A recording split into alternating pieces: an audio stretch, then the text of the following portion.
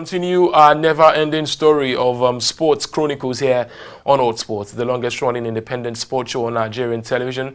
And welcome. My name is Babajide Guerrero. And yes, a lot of things on our table today. We're talking about Afro basket, how the Tigers have fared so far. We'll also dovetail to the African Games. It used to be all African Games before now. And the Super Eagles of Nigeria will be playing a very big friendly against Ukraine very shortly. And Gold Kenneth Grow has brought out a 23-man list. Some chopping and changes there, Darren. We'll look at all this and more very, very shortly.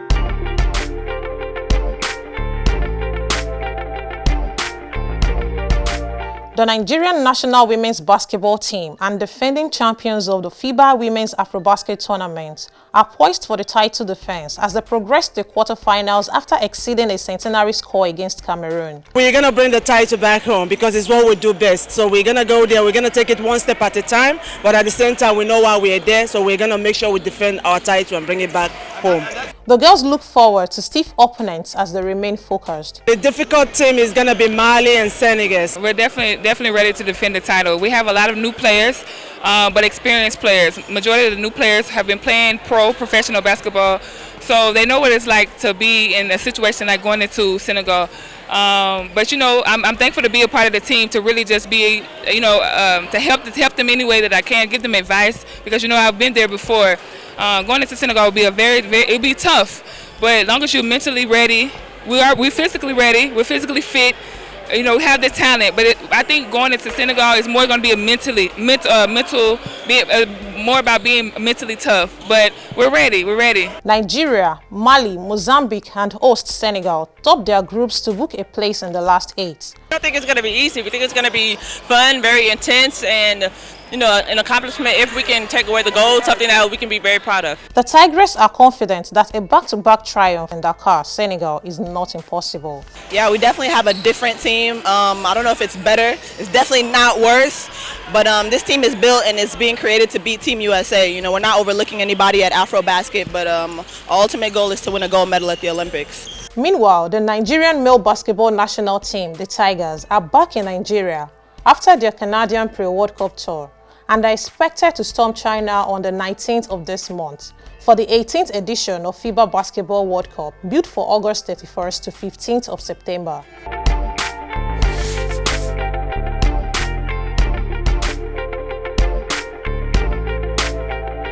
This is my home, so I'm proud to be home. And it's, in my opinion, I know we won the NBA championship this year, but it's the beginning of, I think, even a new journey for me.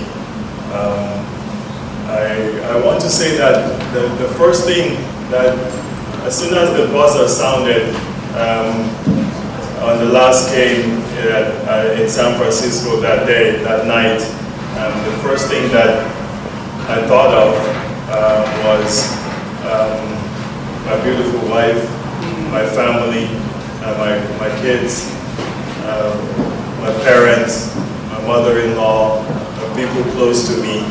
And the next thing I thought, it all happens in a split second. The next thing I thought about was home, was Africa. I'm proud that I won this trophy, and my team won that trophy for Africa.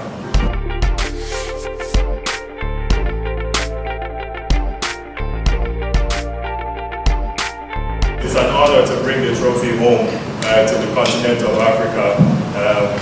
I grew up, you can't imagine when you're watching VHS tapes that OBJ would bring or my mom would bring, and you watch Magic Johnson or you watch Larry Bird or these guys celebrate champagne and lift up the trophy. And I found myself doing that, and found myself with this unbelievable opportunity that the NBA, Adam Silver, Amadou Fall, and all these people have given me to see this trophy sit here right now. You have no, I tell my wife every day that I'm pinching myself I can't even imagine what it means and what it will mean maybe years from now. My dream also is to bring more and more, as many as you can, and keep trying. And the hunger even becomes more to do it again because you see how it affects people.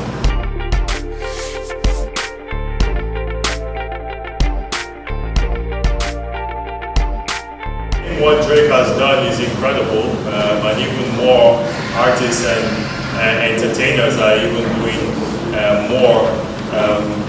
Just for the game, there's a feel for it. There's something about basketball that it brings people together.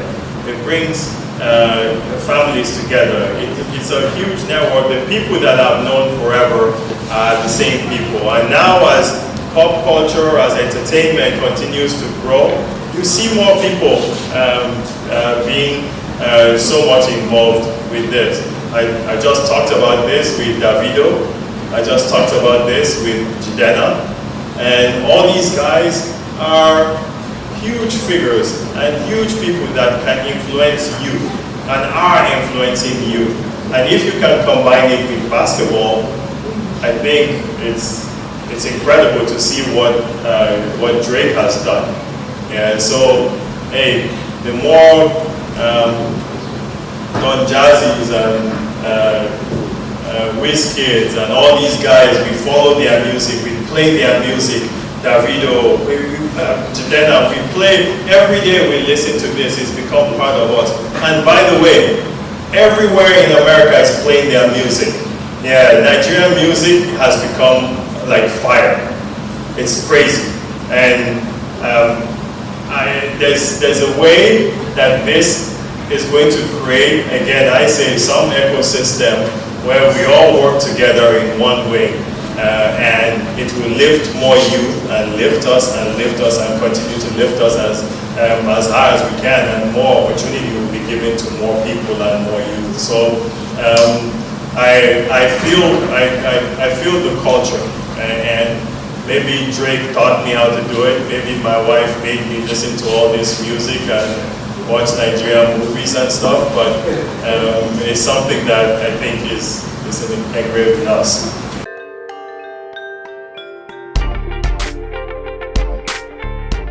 The biggest squash tournament in Nigeria, the Kagos Merchant Express Closed and Club Invitation and Junior and Senior Professional Tourney stroked off on Wednesday evening on the squash courts of the Lagos Country Club Squash section.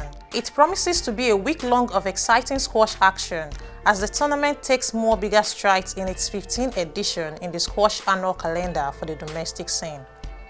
As you can see, we have been sponsoring Kagos Merchant Express Squash Tournament for the past 14 years, so this is the 15th edition. And it is mainly because of my passion for the sport, for squash itself. I'm a squash player myself. I've been playing squash now for close to 40 years, and I enjoy the game. I benefit a lot from it. Since we started, we have had quite some encouragement, especially the inclusion of the youths in the tournaments. We have encouraged, we started with the youths under 6, that's just introducing children to squash. We have under 10, under 12, under 16, under 19, and then we have those that started as kids 15 years ago are now playing professional squash, both locally and internationally, and we're quite happy about that. The tournament, which has assumed an international status, will attract top Nigerian professional squash players, including players from other countries. It has been very exciting. The one that we are having this year is even a very special one, different from the one that we've been having before. The previous edition of the tournament has always been one where we only invite clubs, and we also have what we call the closed category, where we play amongst ourselves as members. But we've taken it up this year.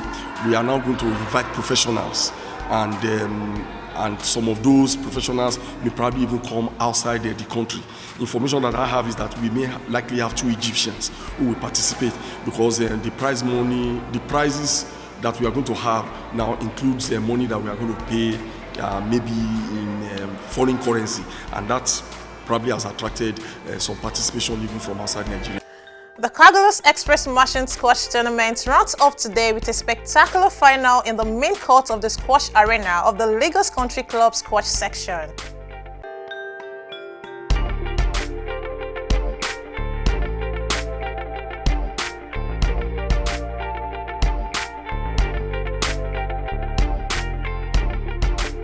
The England midfielder burst onto the scene following his €5 million arrival from NK Dons in 2015, scoring prolifically from the midfield and winning consecutive PFA Young Player of the Year awards.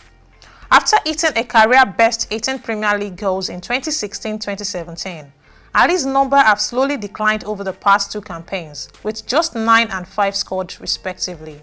Injuries played their part last season, the 23-year-old making just 25 league appearances, but his performance levels have certainly dipped. His best position still remains uncertain, having been utilized in a variety of roles under Pochettino last season. The Spurs boss must now decide how to get the best from Ali, who looks set to miss the start of the season with a hamstring problem. The midfielder has been used as a false 9 during preseason, as Pochettino works out his best option as cover for Hurricane. Fernando Llorente and Vincent Janssen have both left this summer, leaving Kane as the only club's recognized senior forward.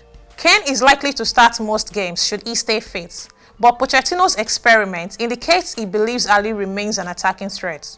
Ali's best football has often come in tandem with Kane arriving into the box late from a number 10 position, and Pochettino will hope that the partnership can rediscover its touch.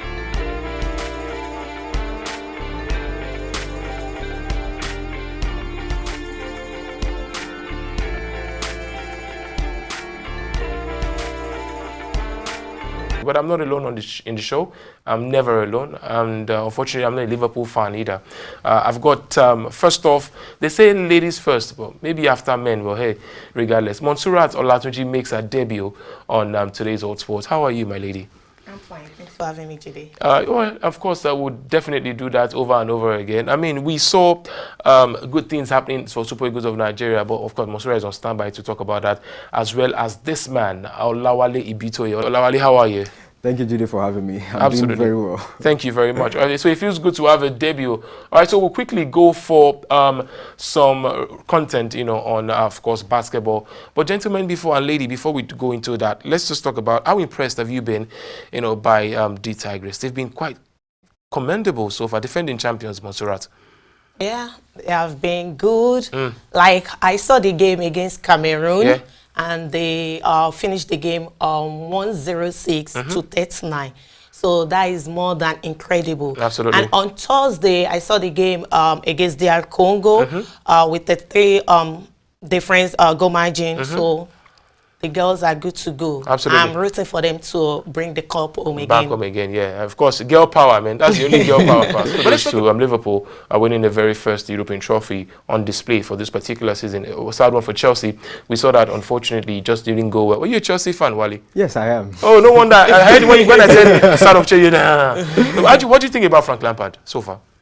So far, I've been very impressed. Though my game didn't really justify that, but I can see what he's trying to do with the team, and whoever has the opportunity to do well for the team, he will definitely give them a chance. Absolutely. We saw in N'Golo Kante, they said he had a knock, but that man is a machine. he played 120 minutes without even with the knock. Even with the knock. So people were saying if he's 100% fit, what do you say? So I'm very impressed with Lampard. I'm sure he would do well. Maybe not win a trophy, but he would definitely contest for the top 4 this season. Well, speaking of impressive, we also must say that the Tigers have been quite impressive so far, the Afro basket.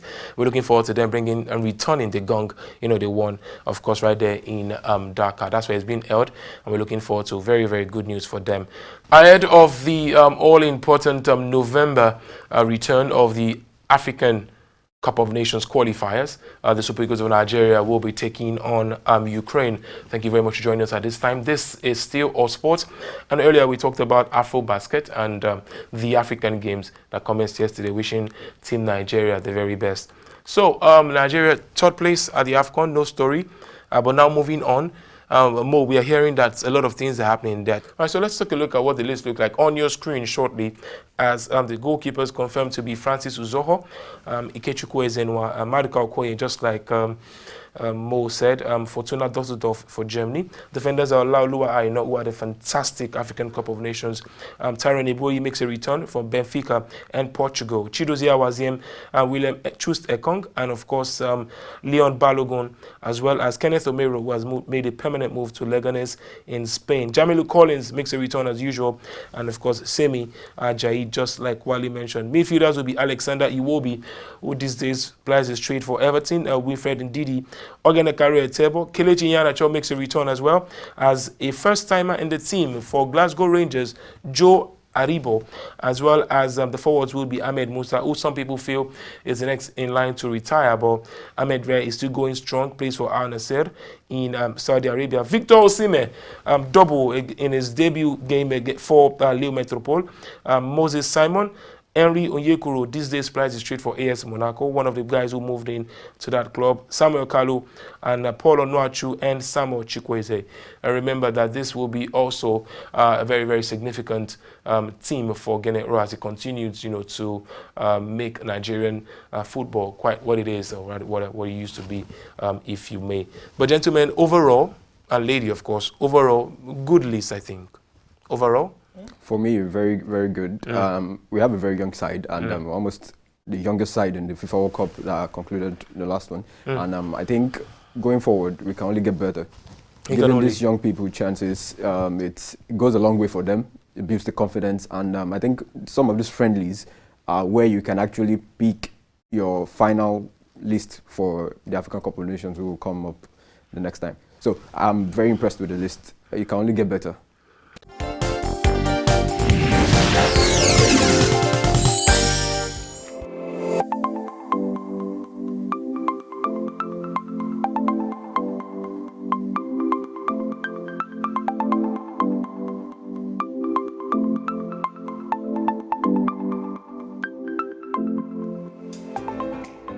Welcome back to the show, and it's time for that particular thing that makes Hotsports Hotsports.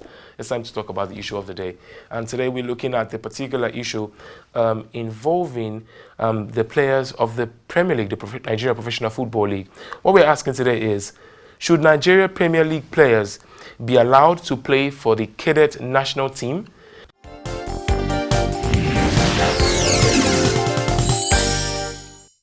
Basically, I strongly believe that we have to field our best players in any competition that we are going for, because this is a platform for them to actually showcase themselves even to the world. So basically, this is a very good platform for them to work. I beg to differ, Jide. Because for me, when you look at all these European competition, they have underage, they have the reserve team. We don't have that in Nigeria. It's called Nigeria Professional Football League for a reason. And for me, I don't think an underage player would play in a professional football league.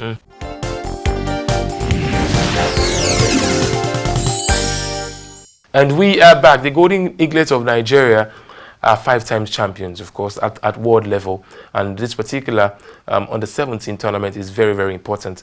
And of course, this particular one will start in October and then run through to 17th of November. Coach Manu Gaba has invited a number of players, including the joint highest goal scorer for Nasarawa for the Nigeria Professional Football League, Ibrahim Sunusi, with 19 goals. He is 17. And so we're asking today, should he? Or rather, should players from the Nigerian Professional Football League, be part of these particular age cadet competitions? Okay, basically why I'm supporting the motion that Nigerian players, professional league players should participate in cadet competitions is because this showcases them for the world to see. Now, we have players who over the years have actually come up through these ranks, playing in the professional league, got called up in the cadet team, and they also performed, and they got professional contracts even abroad. A very vivid example is Osimhen. He was playing in the Nigerian Professional League before he was called up for the under-20, under-17 rather, and he got a very professional contract with Wolfsburg. Okay. So this is a very good platform for our players. You don't expect them to just play in the professional league all their lives. So they need some form of exposure. How often do you watch the Nigeria Professional Football League? As far as I'm concerned, Mohamed Gambo of Kano Pillars is one of the most talented Nigerian player that we have in the Nigeria Professional Football League. But for him to be playing in that level, it means that he is above the underage competitions. This particular guy in question, Sunusi Ibrahim, he was alleged of having an interview 11 years ago when he played for, I think, under 15 competition. So 11 years to this time, he's still claiming to be 17 years. Well, sorry to cut you short there, Montserrat. An MRI test was done, and it was confirmed that the boy is 16, who will be 17 in some coming months. So I don't think there's a form of argument. MRI test confirmed Sterling Okoro, the little Messi. Where was it today? He's not little. No, that is what he was called. That doesn't change the fact. No, MRI testing that he claimed to be 17 back then, and the MRI test confirmed that he is 17. But on getting to the club that signed him, the European club that signed him, they realized that a 17-year-old player cannot be playing the way he's playing. Montserrat, and that ruined his career. Montserrat, do you understand that an MRI test not totally right most times, but it shows you that some basis of something. Did you see reports that showed his ID card in the MPFL? I can show you my ID card that I'm 17 years. No. Until it is proven otherwise.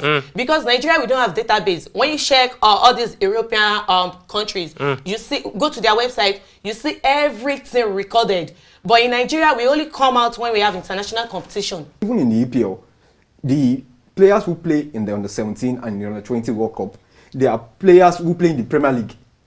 Trent Alexander-Arnold, he played in the under-20. No, he played under-21. He played under Euro 21. And 21 is not underage. My point is, we have players who play in the EPL. Raheem Stanley or Marcus Rashford, they were never invited to under-17 when they were playing the professional league. That was only they were playing underage, the reserve game, the reserve team. That is where they were playing before they were invited to under-17. No. And this is killing our game. You can just imagine, we are world champion at the underage level. What happened when they reached the national level, the national team level, Super Eagles? Because these people, they are projecting as our best league, are actually not. Now, if you want to say genuinely under-17, under-15, then we have to go back to our Principal's Cup. That is where you can get the real 17 years old. Because so are you saying there are no age classifications in those grassroots football? Is that what you're saying? They are, but they are limited compared to the professional. One thing that is limited. The word professional means that you have played, as in you have reached a certain level before you can become a professional. Can you be a professional in your field at the age of 15?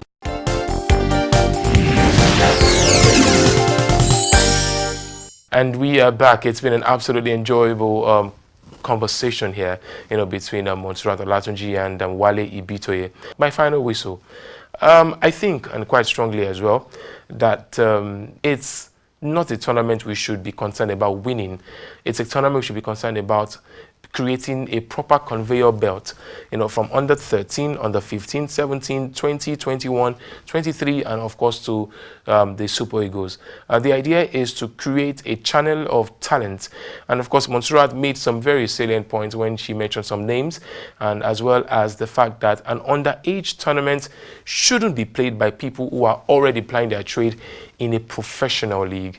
Oh, well, but what do I know? What do we know? You know everything and all the aces. So how about you eat us up on text message platform? Please do not call. You know you want to hear our voices, but hey, I do well to send us text messages, and of course log on to the website on www.hotsporttv.com, as well as all our social media platforms. I'll be waiting to hear your thoughts, and of course as well as the team as well. Gentleman and lady, Wale Ibitoye, thank you very much. What a tremendous debut you've made. Jide, for having me. Yeah. Absolutely. We'll do this again, definitely. Monsurat Olatunji, thank you so very much for coming today.